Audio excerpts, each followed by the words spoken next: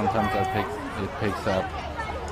Hello, good morning everyone, and welcome to day 9 of our 90-day live chat.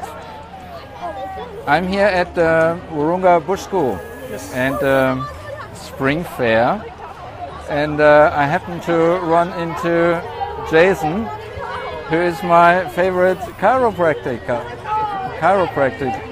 practitioner. Chiropractor for a couple of years now. Yeah. And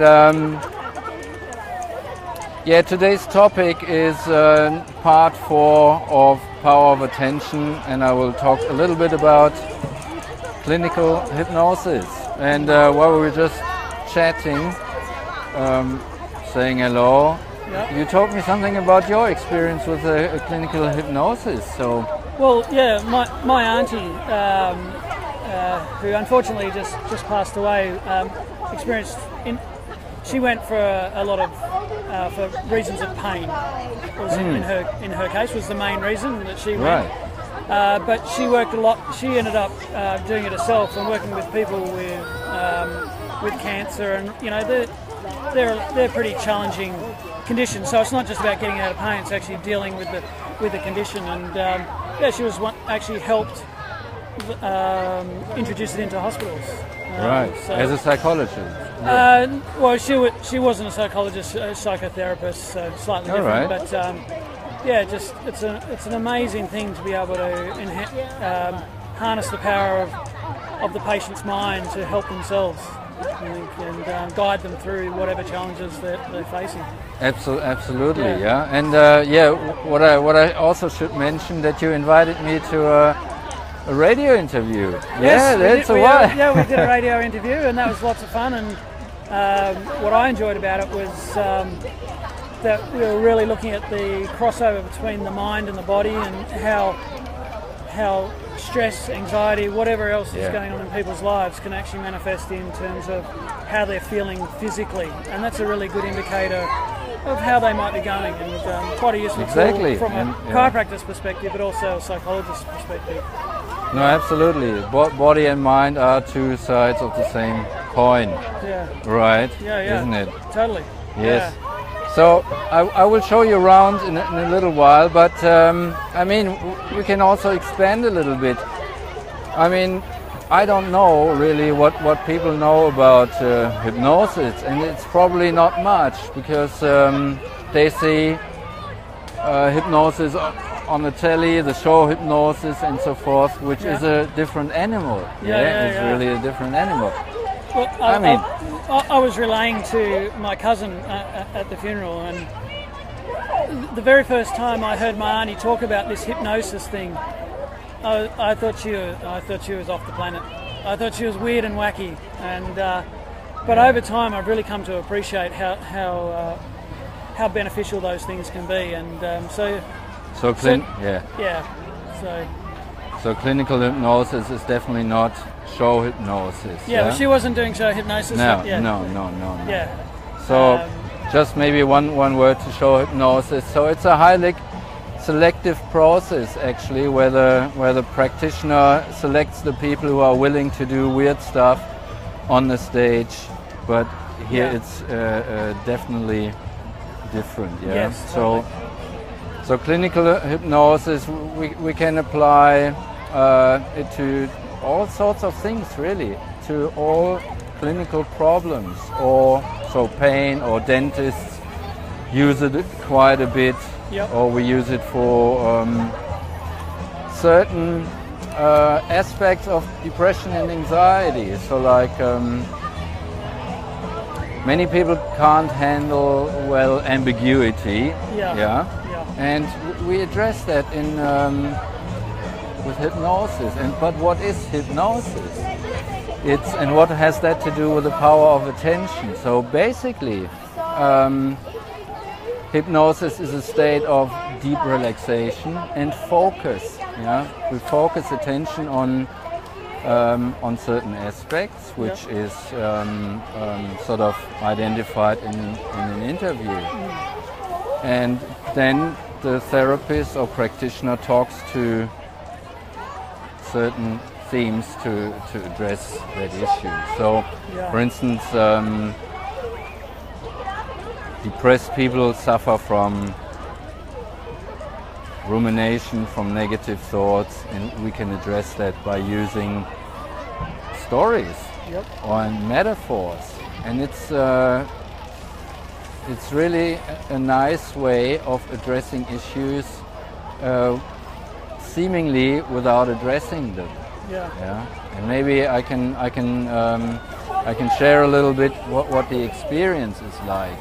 I think that's a good thing to share, because I can imagine there'll be people listening to this or watching this video, and they may have that concern that you're going to be introducing thoughts and ideas and concepts and into their mind, and you're having the control of them. So speaking to that would probably be reassuring, because I'm sure none of that happens, but people just have this perception that it might. Absolutely not. It's you can't sort of implant something into a person that is not sort of compatible with their values, interests or objectives. It's exactly the other way around. Hypnotherapy really utilizes the person's own interests, their values, their perspective on the world, and sort of really tweaks it a little bit. So I did my training last year in Brisbane with Michael Yepko. Hundreds of hours, and of course we hypnotized each other a fair bit. And of course we had the experience to be hypnotized, and I just can say I enjoyed it very much. It's like time just flies, and you're in a deep state of relaxation which feels good, and you have access to memories that you haven't thought about maybe in decades. It's really interesting. You get to resources you think you didn't have. So do you think, so is the hypnotherapy therefore really trying to, because when we're going around in our daily lives, we've just got, well, I'm speaking from personal experience here, we've just got heaps of stuff going on in our heads, and it's an opportunity to really shut that off and get in touch with, like you say, the information that's sort of in the background that I haven't really thought about, but is perhaps ruminating in the background over the many years. So you're removing those walls and barriers for daily life, and being able to get into touch with it. Is that the sort of... Absolutely. So you're trying to get away from the thinking and overthinking and ruminating, and there's a parallel to mindfulness, which focus on whatever is in the moment. But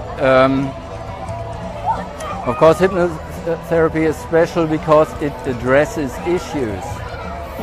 So I can explain what a typical session would look like. So the therapeutic hour is 50 minutes.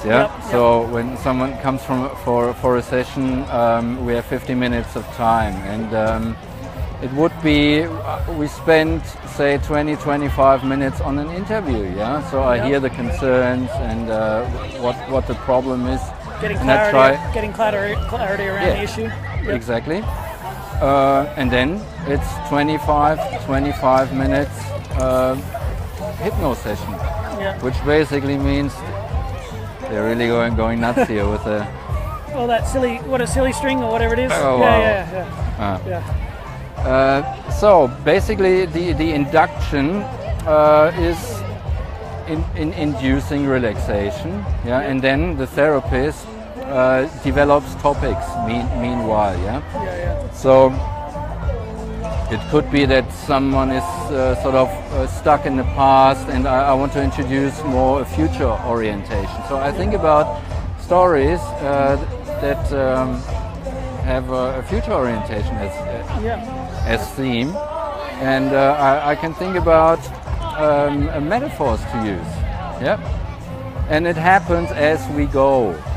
So sometimes I do it sort of while the interview is happening, or just on the go, because I hypnotize myself Yeah, it's you true. get yourself into that focused Absolutely. state. Yeah. So, for instance, a typical sign when someone is get into trance is mouth watering. Yeah, Yep. it's like you get heaps of saliva going, and I have the same effect. Yeah. Or sometimes it's like a sort of a tear is rolling. It's not because of emotional, but it's just a relaxation process. Yep.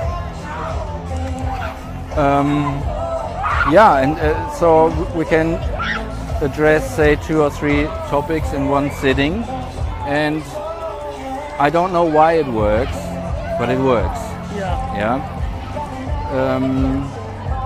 Of course, we need to be mindful to say, well, I can sort of treat or heal, say, tobacco addiction in one sitting. That's you wouldn't, but it happens. Yeah. It could be that people were already ready when they came, so they have a lot of willpower or motivation anyway, and then it gives the little, just another nudge. Whatever it is, it's really effective. So what I want to say also is it's a tool, So what I'm trying to say is it's not like a therapy school, You need a lot of sort of therapy training as such, CBT, psychodynamic, you name it, and then you use the hypnosis model as a modality. So it doesn't work. It's a framework. Yeah, I understand that. And nobody needs to be scared that something's gonna happen in a hypnosis session that they are not aware of or not willing to follow. And not fully in control of. Not at all. You everything, you notice everything. You're super alert. Everything happens with you noticing. So it's a very pleasant state. So relaxed awareness. Relaxed awareness. Absolutely. In focused and so forth. Well, it's a very exciting topic, really, and I've seen videos where you can stick needles into people, and they say they don't feel it because hypnotic. And that's not how you check on patients if they're in hypnosis, of course. No. You could do that. You could, yeah. All right. So what I'm doing in a minute, because it's such a fantastic day, man. It's a blue sky, and how blessed are we? It's a wonderful day today. And we get to vote today. I mean, how fun is that? Yeah, well, not I don't. I don't have the Aussie passport, in time. So maybe in the future and so forth.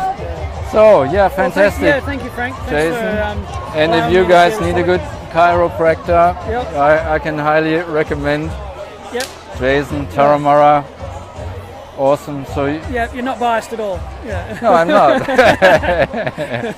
Just experience. That's it. All right. Okay. Thank you Thanks, so much. Thank you, Jason, and have a lovely day. I say bye-bye too, not without showing you a little bit around, because it's just a nice setting.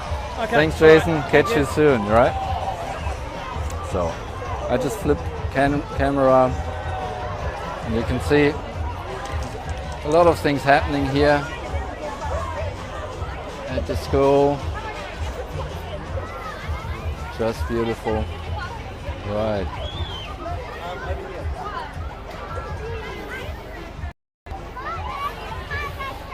Okay, so that's it from my end for today. If you have questions with regards to hypnosis, or whatever is on your mind, whatever your burning questions are, feel free to pop them into the comment box, and I will attend to it. You have a fantastic Saturday, and I shall see you again tomorrow. Bye for now.